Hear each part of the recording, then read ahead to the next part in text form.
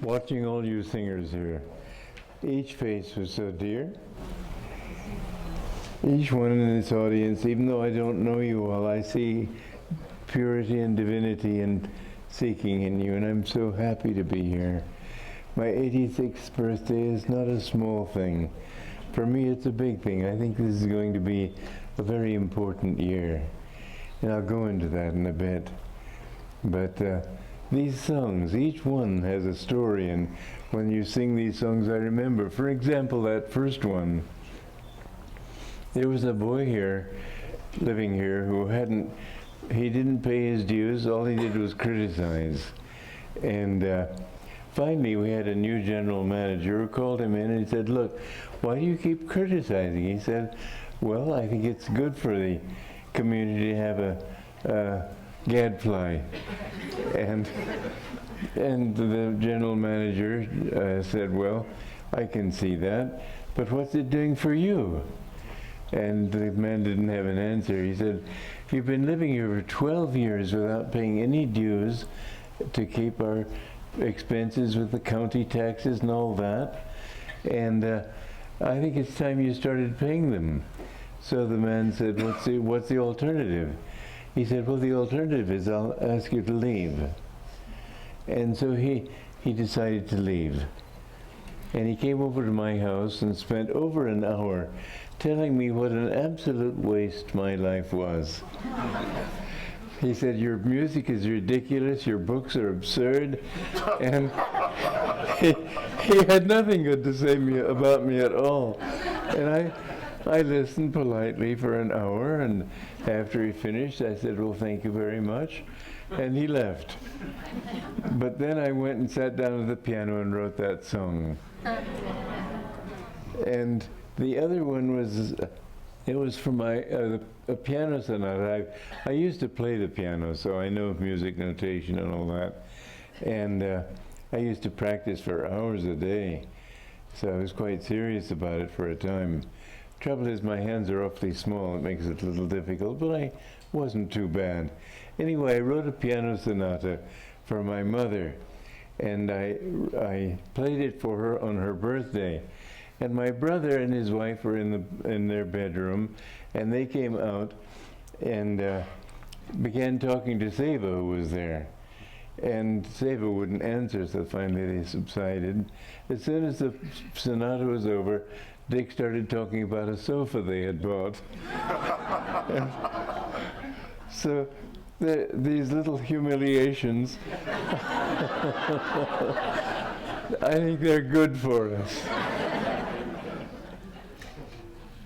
Music has always been important to me, but when I don't know if all of you, I'm sure that I've belabored many of you with this story, but there may be one or two people here or there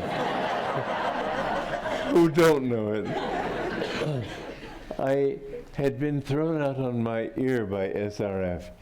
It was a great tragedy for me because it was all I had completely dedicated my life to Master, and suddenly I was thrown out because I didn't satisfy their ideas of keeping it small. Master had told me, you have a great work to do, and I wanted to get this thing out, and this effort of mine got them very angry with me. Anyway, what seemed like a tragedy to me in time turned out to be a great blessing. You were a part of that blessing. But I remember one time I visited Yosemite Park. That's one of the most beautiful places in the world, in case you've not been there. And the last day before I was to leave, I heard a couple of young men playing with a guitar and singing, and I felt in the mood to sing. And so I said, would you like me to sing for you? Oh yes, they'd love it. They weren't even singing in tune, poor fellows. But so I couldn't sing Master's chants. I couldn't sing Indian bhajans. And I knew classical songs. I had studied singing as an 18-year-old. In fact, just for fun, I'll sing you a little bit of those days, because I still remember some of those songs. And Jürgen and Karin, who are German, and I have Italian people here today too. So I might sing a little bit of the songs that I remember then. Vittoria, Vittoria, mio cuore, non lagrima più, è sciolta d'amore la vil servitù. And the German song, nur wer diesen Such kennt, weiß, was ich leide, allein und getrennt von alle Freude. And that was something I studied for a while.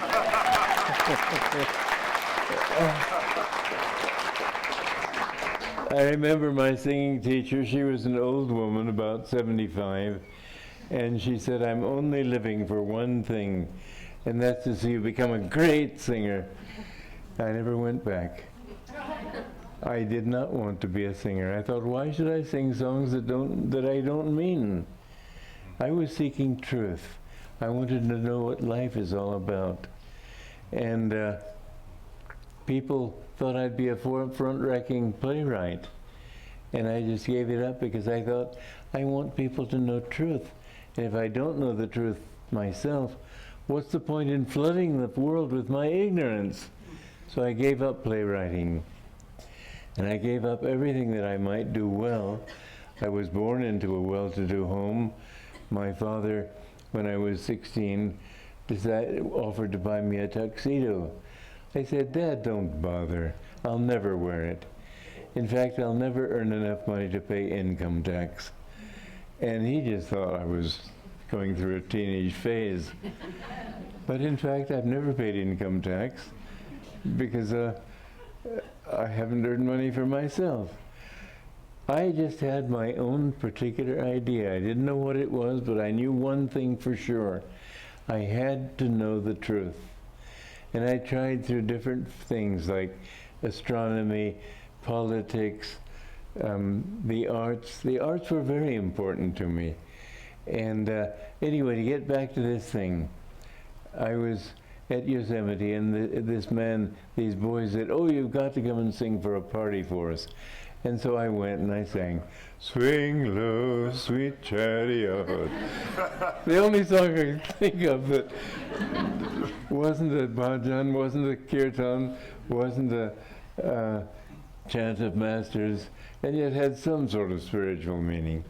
But everybody loved it. They were thrilled with it. And the next day I was driving home from Yosemite, and I thought, well, singing is a wonderful way. I was looking for ways to serve Master that I could do without. I didn't want to interfere with SRF. I didn't want to be a rival to them.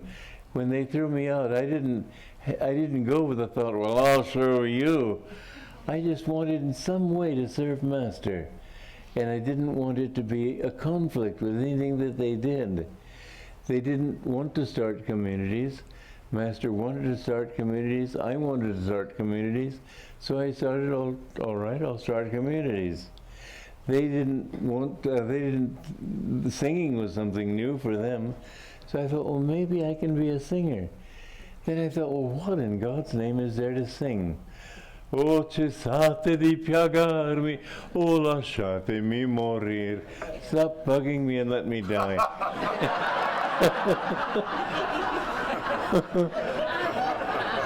What kind of a message is that? And suddenly the thought came to me, well, maybe I could write my own songs. The moment I thought that, this song came into my mind. I Have a Love Who's Far Away. Many of you know that song. And from then on, I wrote songs, and after my brother had left a guitar at my parents' house, a Martin guitar, so I bought a book on Pete Singer's Guitar Singer's Guide, and Guitar Player's Guide, or Folk Singer's Guide, I forget what it was. Anyway, I started to learn the guitar. I'd never played the guitar before. After 4 weeks, somebody heard me singing with the guitar and said, oh, would you like to give a concert at our church? So I said, sure. I mean, how low can you get? On the level of intelligence, I mean. But I sang, and I really practiced for a whole week hard. But, you know, there was a Unitarian church in San Francisco. They had 200 people there, and they wanted to, the whole hall was completely full.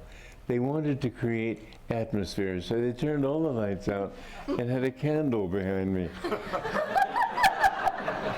If there was one thing I desperately needed, it was see those strings. Anyway, I remember somebody afterwards said, those are some pretty interesting chords.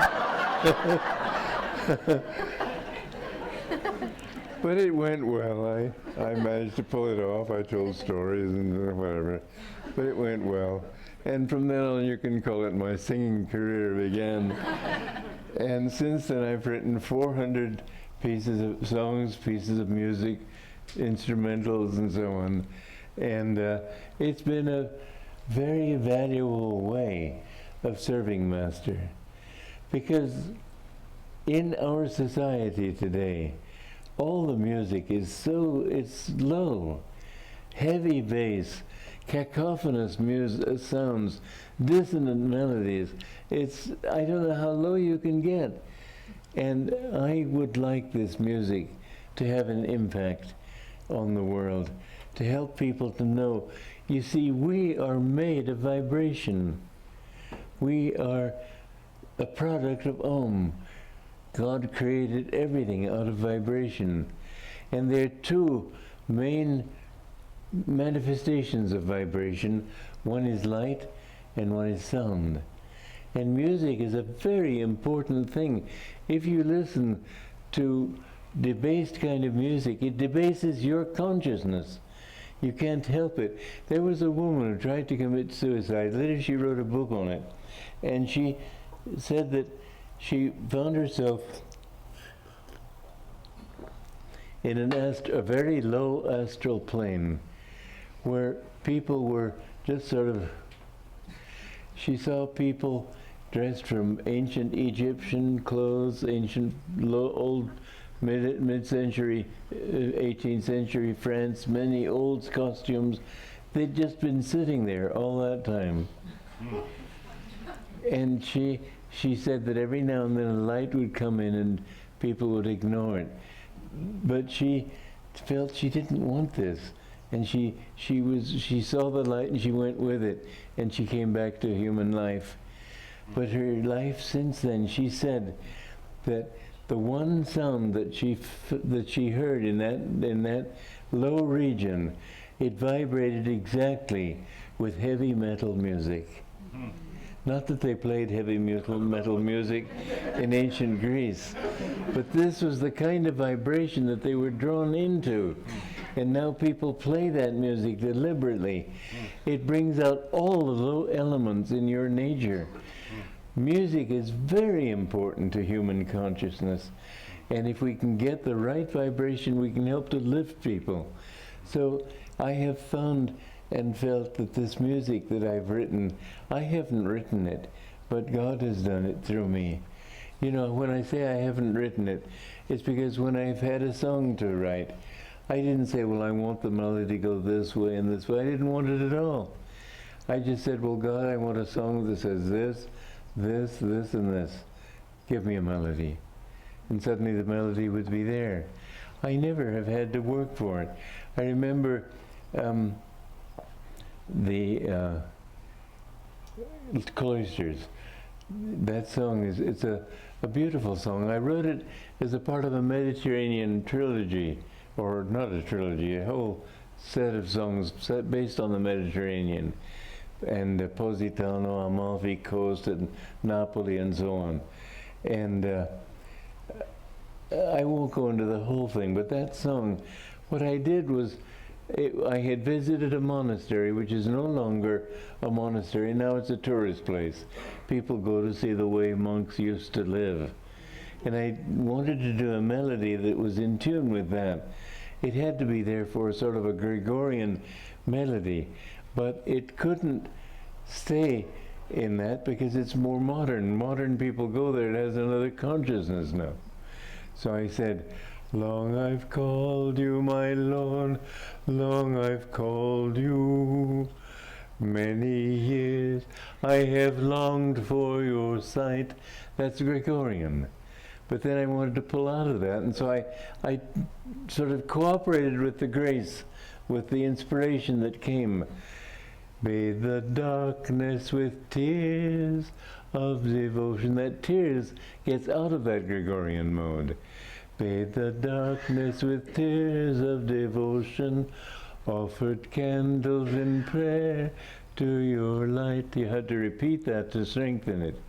Then, the natural trend of modern emotional music, or the emotions in general, how much longer, friend? So I held that back. How much longer, friend, must I cry your name? You see that holding it back makes it much more powerful. How much longer, friend, must I cry your name? I am yours, ever yours. Then I didn't want it to end. A natural ending of a song would be, I am yours, ever yours, will you come? But I didn't want that. So feeling the grace and feeling the upward movement of it, I am yours, ever yours, will you come? And so it goes off into infinity. And you see, every bit of that expresses consciousness. And it shows you just in a little example how melody expresses consciousness, harmony expresses consciousness, and rhythm expresses consciousness. All these are very important. All the arts are important.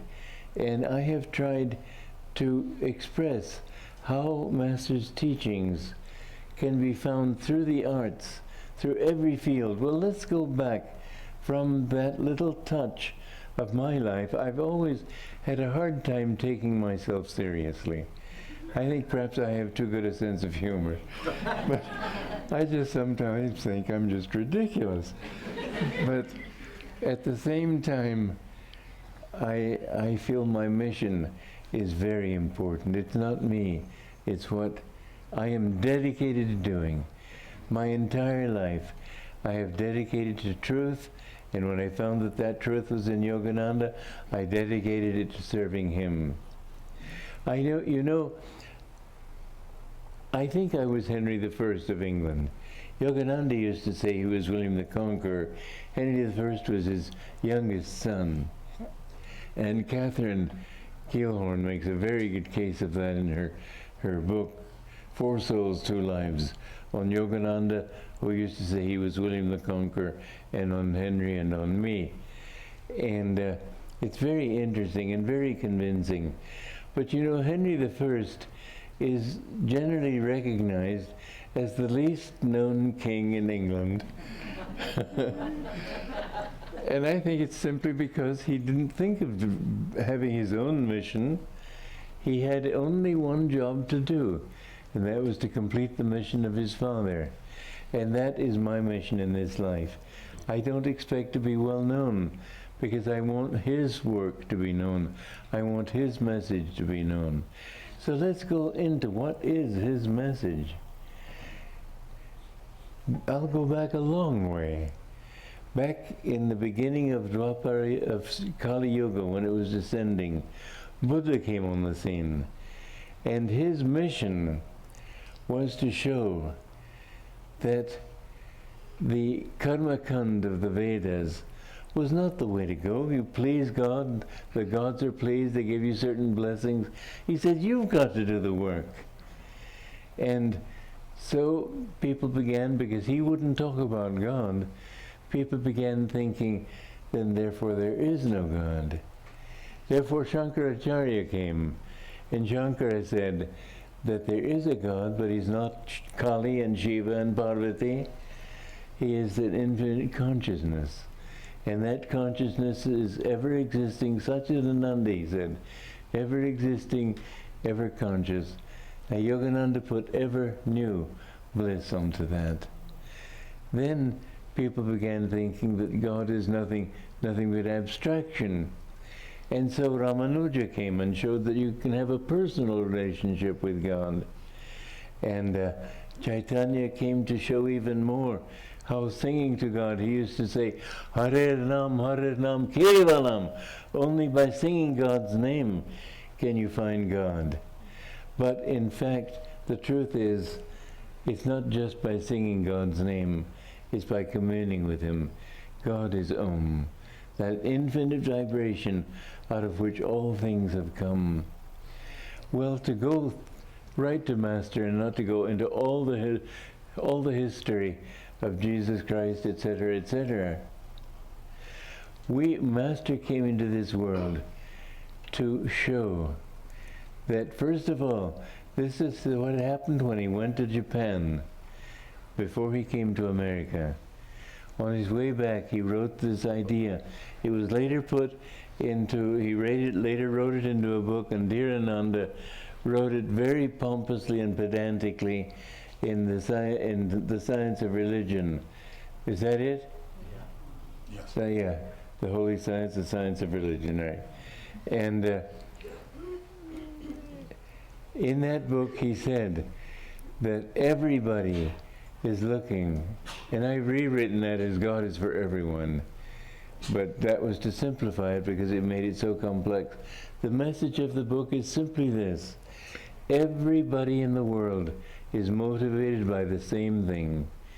Everybody is motivated by desire to escape pain and to find happiness.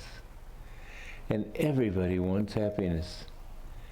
Happiness, I had a dream. This was in Firenze, in Florence, in Italy, a few years ago. And I saw a crowd of people, thousands of people. Some of them were businessmen, some of them were very hardened businessmen, just in it for what they could get for themselves. Some were mafiosi and criminals, people who were thinking of revenge and so on. Some were good people and ordinary people like you and me.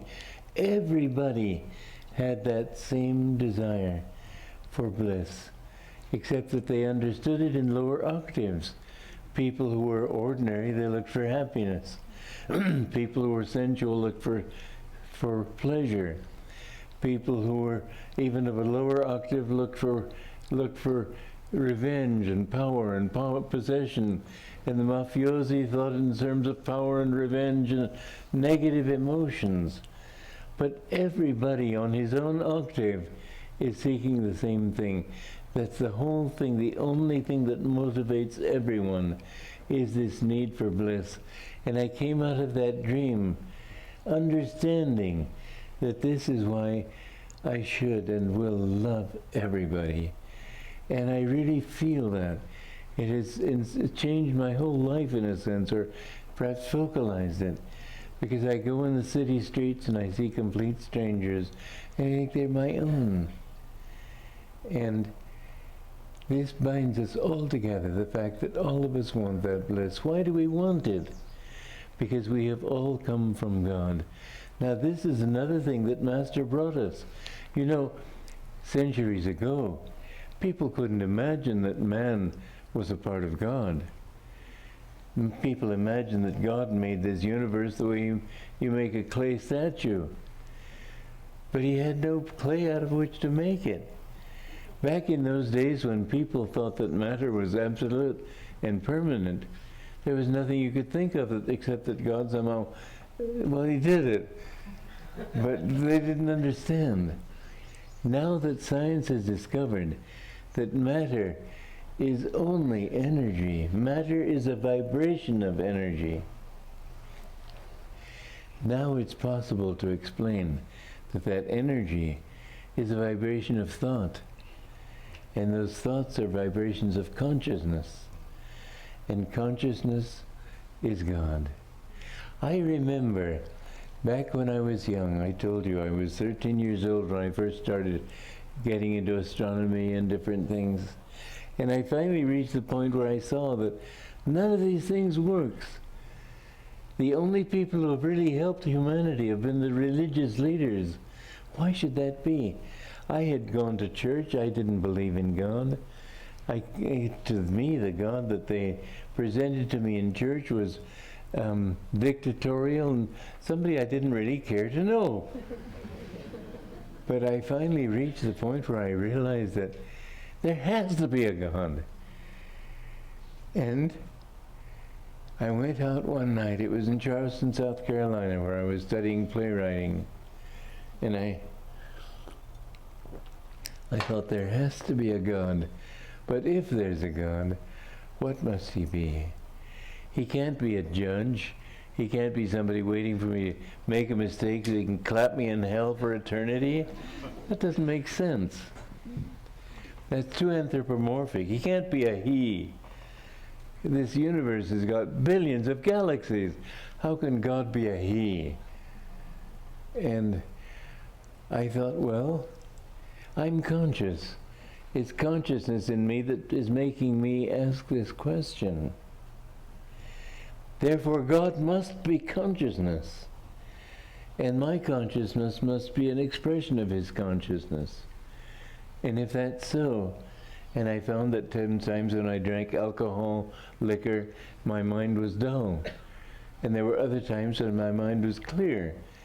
And when my mind was clear, I was more in tune with that consciousness.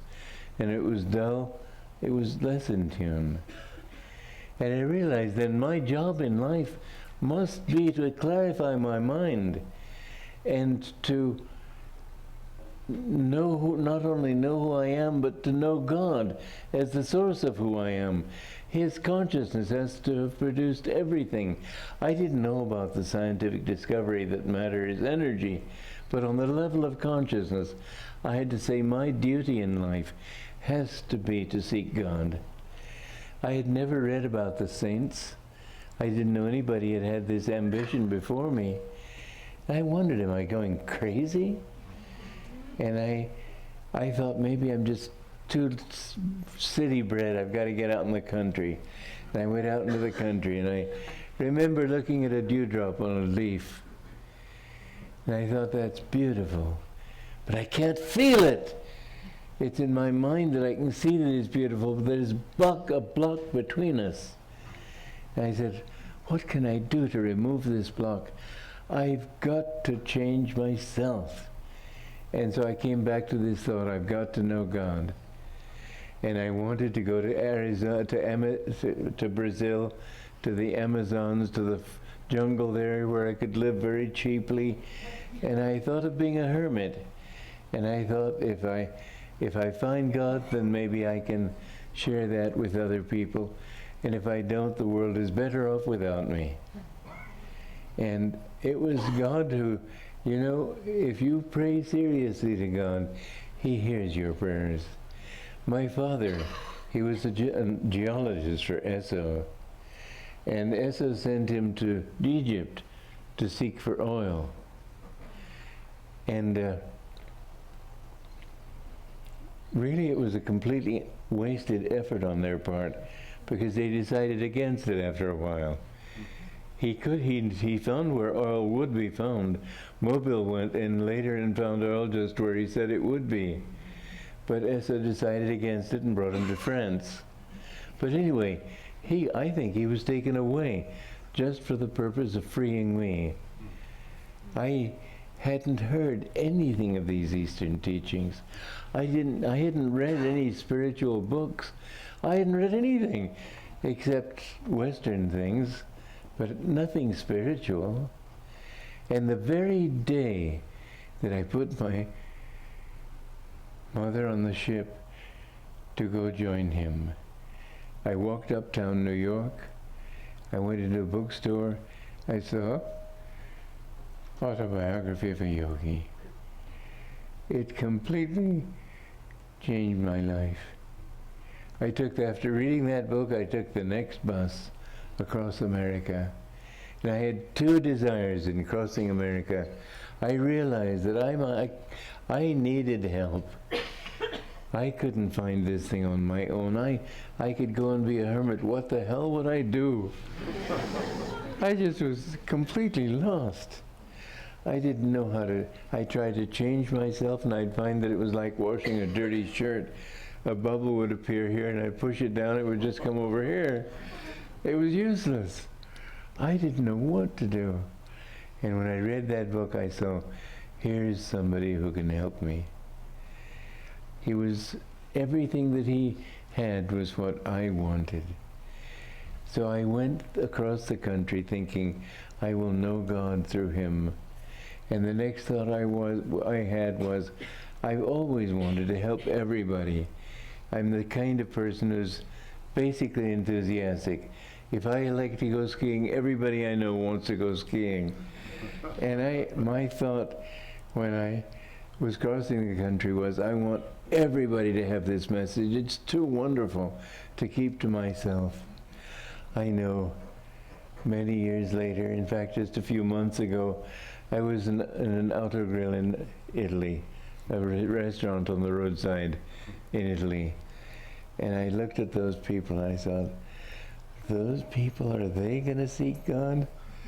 They were all thinking of their bellies, their genitals, and their bank accounts. They weren't thinking about anything else.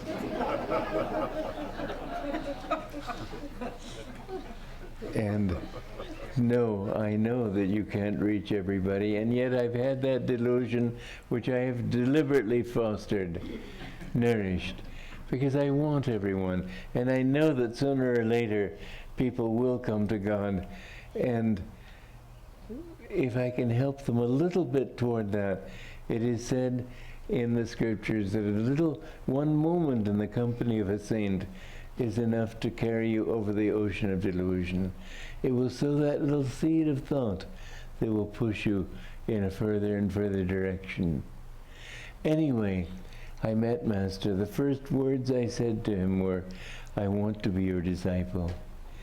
And he accepted me that same afternoon, and I've been his disciple ever since. And my only ambition has been to spread his work and to make his mission known, because I see that this is what can change the world. Now, how can it change the world? Well, in the beginning, his simple statement that finding of science has proved that or has indicated to anybody who's sensitive enough to listen and think, that we are a part of that. We are his dream. He had nothing to create us out of. He created us out of his consciousness. We are all figments of his imagination. That imagination has become solidified in a thought form. That thought form in energy form. Finally, this energy form in physical bodies. But all of this is just a dream. Your very bodies are only dreams. And so he helped me and us to understand that you're not separate from God. You're not another separate separate being. Whatever Jesus acquired, you have to acquire. He said that himself. What I have done, you shall do, and even greater things, because I go to my Father.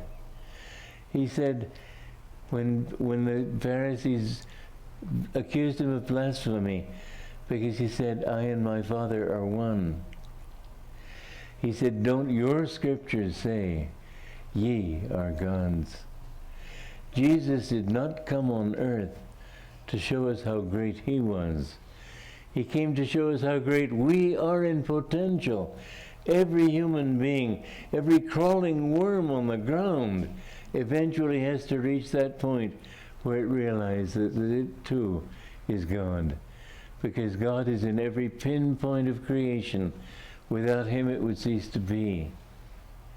So he came to show us that we can have a different relationship with God than people could have years ago. We can have that kind of relationship. Yes, in the beginning it's I and thou, but in the end, the main thing that we have to give up is this ego. This ego which says, I'm different from you, I'm better than you. Oh, as I always say, that kind of attitude. This little ego, which becomes so big for our minds, it's so insignificant. Our duty as souls is to get rid of the ego and to realize that it is God who has dreamed us. Now this doesn't mean that you have to be abject in your humility. It doesn't mean, in other words, Jesus said, blessed are the poor in spirit. Nowadays, poor-spiritedness has many connotations, none of them admirable. What did he mean? Well, he showed the benefit of the Beatitudes by what they would give to you. Blessed are the pure in heart, for they shall find God. Blessed are the meek, for they shall inherit the earth. Now, how is a meek person going to inherit the earth? That little person in the office who sort of creeps around hoping you won't notice him, he's not going to do anything. You've got whatever you do, do it well. But don't say, I did it well. Say, God did it through you. This is the truth. When you attune yourself, I've written a book called Cooperating with Grace. And I'll read the last chapter of this book at the end. But the important thing is to understand that if we cooperate with grace, grace can do everything through us. Finally, it's all grace. We don't do anything.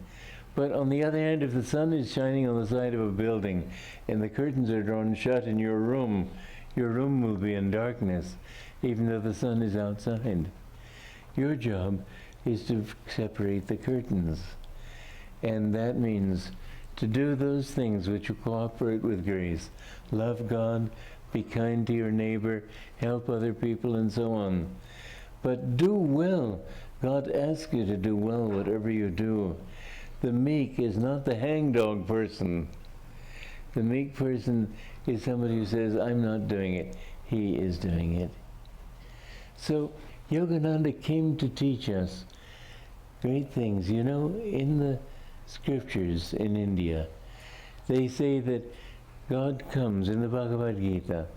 It says, I incarnate myself on this planet whenever there's a great need, whenever virtue is in the decline and evil is on the rise. I come back again and again. And God has come back many times into this world. You cannot say, and I will never say, Yogananda is greater than any other great prophet. They're all one in him. God has different messages to send through different prophets. But I'm not going to be that kind of person who tries to convert you by saying my way is the best. It's not the best. The one person I want to convert you to is your own higher self. And with this teaching, however, I can say that in our time, in our age, Yogananda came to bring the teaching that is needed today. That teaching today is the need to understand that there is a God despite materialistic science, despite the belief of everybody that there isn't a God, that all values are relative, that nothing is good or bad, it's all relative and depending on, it's all subjective, and so on. He came to show answers to every one of the modern problems of philosophy, to show how there is meaning in life, how that meaning is an exalted meaning, and it's not exalted because somebody tells you it's exalted. What makes it exalted is that if you live right, you yourself will get what you yourself want from life. Why did he say, it is more blessed to give than to receive? More blessed means more blissful. If I think in terms of what I can take from people, I get a certain amount of pleasure, but it's a limited one. If I can learn to give to people, there's a certain freedom in it. If I try to amass wealth and amass property and amass things, then I'm always worried about those things. Who is going to take it? Who will damage it? Don't let people get too close to it. All the sorts of worries that you get when you think in terms of possession, when you think in terms of sharing. There's such bliss that comes in it. And then you understand that you will be happier the more you give to people. And then you understand more that it's not a matter of giving things, it's a matter of giving bliss, love, consciousness. And the more you can do that with people, the happier you are. So that when you see a complete stranger in the streets, Master used to say, shoot him if you see sadness in his eyes. Shoot him with the buckshot of your smiles. What a lovely expression. I've found that sometimes I will smile at strangers. They must think I'm completely goofy. But sometimes they react. I remember, I've told many of you this story before, of one time I was in Paris, and I saw advertised a concert, and I very much wanted to go to this concert. It happened to be my birthday, today. And so I went there just in time to see them closing their doors. And I shouted out, but it's my birthday! And in French, of course. And they said, oh, happy birthday, and they invited me in. And because the hall was full, I had to sit behind the altar. It was in a church. And later on the metro, this old woman came to me, and she said, do you remember me? I said, well, no. She said, but I was in the audience tonight. And how she could have thought that I would know her out of 700 people. But it was that feeling of communion with me. When you feel that, people feel that they're your friend. She sat down next to me and told me about problems she was having with her daughter and so on. The sort of things you confide in your friends, but not to strangers. When you have this, you really feel that everybody is your own. Well, this is what Master taught us. And with his teaching, he helped us to understand that God is something to love. He's infinitely lovable, and he's lovable in everybody. And our goal, finally, is not to just be abject before him, but to say, I am yours, and to become he. So, this teaching I have seen, because my life has been dedicated to spreading his teachings and to making them known in the world. I have seen how they can change all of society. Marriage, for example. He showed how marriage should not be just passion. It should be based on respect, mutual respect. There's always a certain amount of distance in respect. And when you have that, there can always be love. But if you lose the respect, then you lose the love. So the basis of marriage should be respect. He taught education for higher ideals, and I wrote that in my book, Education for Life. I wrote on how to through marriage to find a higher way of life. He wrote about business, that business should not be only for taking, we should share with people.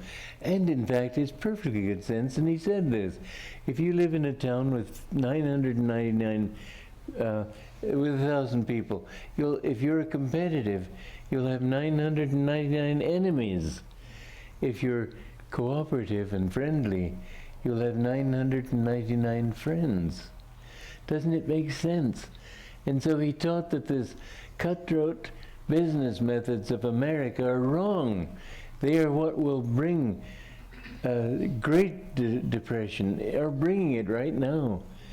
I know that there are these protests on Wall Street and Zuccotti Park and in many cities throughout the world against the ruthless and cutthroat stockbrokers and businessmen and so on.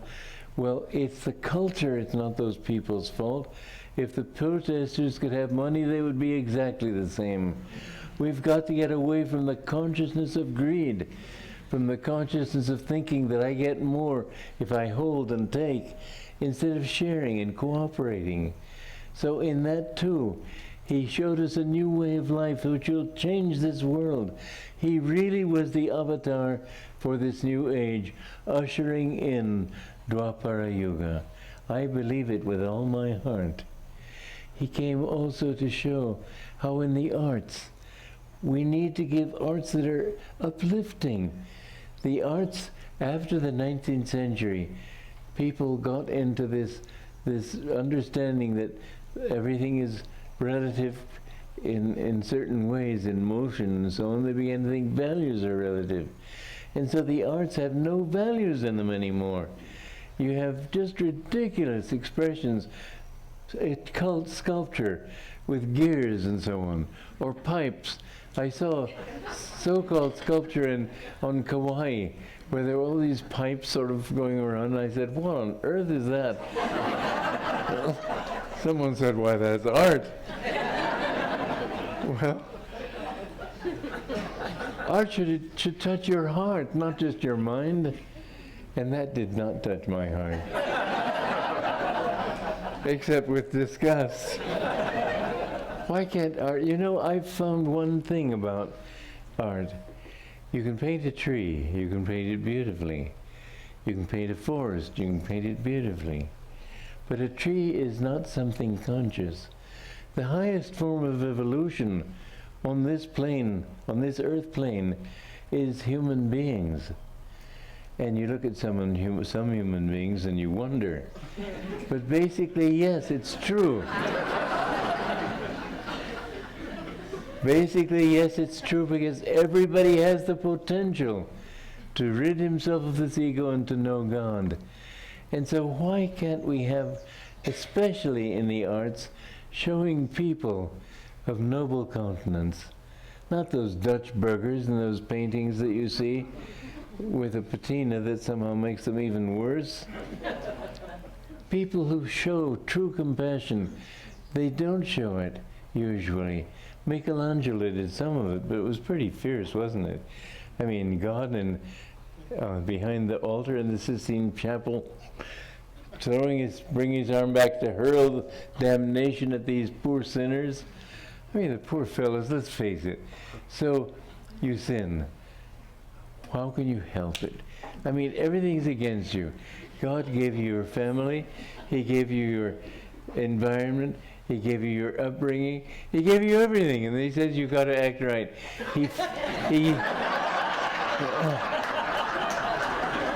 He gave you all the temptation in the world to do wrong, and then he's angry with you if you do wrong.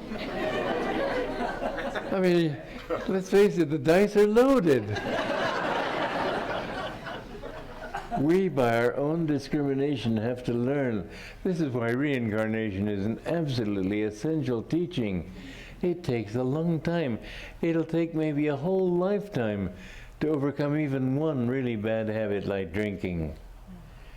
So how can you overcome all your bad habits in one lifetime? It's a ridiculous teaching. Once you've gotten into understanding reincarnation, there's just no possible alternative. God gave us all these things because we have to do our bit. We have to cooperate with grace. And bit by bit we learn. The mafiosi learns that, yes, he gets revenge, yes, he gets the satisfaction of killing his enemies, but after all, in the end, he finds everybody's against him. He finds he can't go anywhere safely without a gun in his pocket. He finds that he's not happy in himself. And so he begins gradually to think, maybe I shouldn't do that. Oh, another person may be a great violinist, and he may have been born with that talent. Maybe other lifetimes he was in that. He may be in this lifetime such a good violinist that nobody can compete with him. Sooner or later he'll reach the point of thinking, is this all? And he'll run off to some other pursuit, maybe engineering or who knows what. But sooner or later, everybody has to learn. The arts are a wonderful way, because what lifts you is not your intellect, not your brain power, not your reasoning. I came to God through reasoning, and it's because I had this desire in my heart for the truth that I came that way and did find the truth. I found that he had to be consciousness. Usually, intellect alone will take you into all kinds of bypaths. Without heart's feeling, without devotion, you can't find God. You can't find happiness. And so the arts are one very important way of helping to lift people through their feelings. Why, in the 20th century and even into this century, is so much art debasing those feelings? Cubist art, and art that gives no meaning. Picasso with his schizophrenic faces. It makes no sense. Music that has no melody, no beauty. Really the most beautiful melody in the most beautiful music in our times is popular music, because it at least touches an emotion that everybody can understand. Night and day, you are the one. Beautiful melody. And yet a very common message. But that heart feeling is what gives you great art. And painting should show people uplifted. It should show people who are noble, people who, looking at them, you are inspired by them. I want a painting in my house that I feel I would like to invite the artist into my home. I would like to invite the person he paints into my home. I would like to think of him as a friend. Otherwise, just to have a well-painted picture, that doesn't mean anything. People who buy art because its value on the market is very high, that doesn't make sense to me. So music, art, sculpture, literature, all these things, we've got to, for instance, in writing, that's been my special métier, write in such a way that people feel what I'm saying. So it's not just a mental thought, so that the rhythm of the sentences draws them into it, so that I get words that are colorful. All of this is important, and these are things that Master taught us, and that in my life, as Henry had to, William couldn't do everything in his life. Henry had to come because he had to finish his father's mission. My life has been to finish Yogananda's mission, and I have done my best. People were joking with me only 2 days ago, saying, oh, you couldn't stop working. You listen, my desire was to be a hermit. I have been happiest when I've been a hermit. I could easily be a hermit. I'm not bound by what I've done, but I want to do these things for his sake. And I've written 140 books, 141 with this one. I've written over 400 pieces of music. I've taken 15,000 photographs of art scenes. I've started 9 communities. All this sounds, wow, what did he do? I didn't do any of it. He did it through me.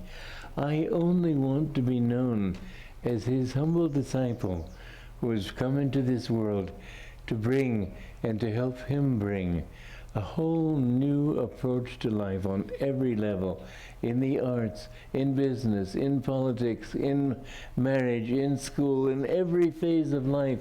And I don't at all want to be the last word of anything that I have done. Every book that I've written, I've tried to write it seminally, so that others would take ideas from this and say, well, let me take it this way, let me take it that way, let me take it other ways.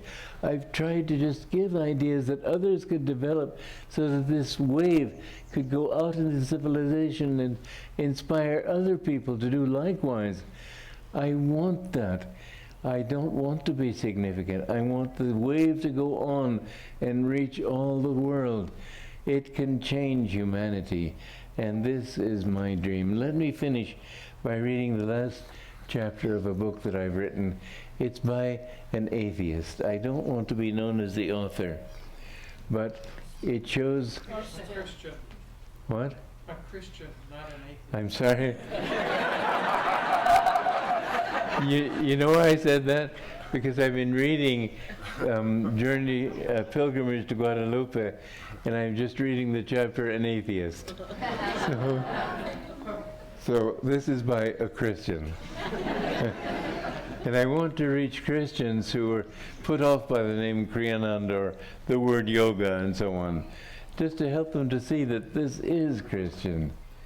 And then in the end, what if God, this very day, were to enter your living room and you were to meet him there face to face? How would you respond? Would you be embarrassed? Or would you welcome him with open arms? You might cast yourself downward, face downward before him. But why? You are his own. To belittle yourself before him would be to concentrate on and to affirm your little self, your ego. He is yours. You are his. You are both for all eternity. You both for all eternity have been the dearest friends. When you know him, you as a little being, little human being, will have ceased to exist. You, the human being, are only a wave on his ocean, but the wave must eventually merge back into him. That is what Jesus Christ taught. He said it for us. I and my Father are one. But God has come to you many times. How did you respond? He came to you as every kindly, uplifted sentiment.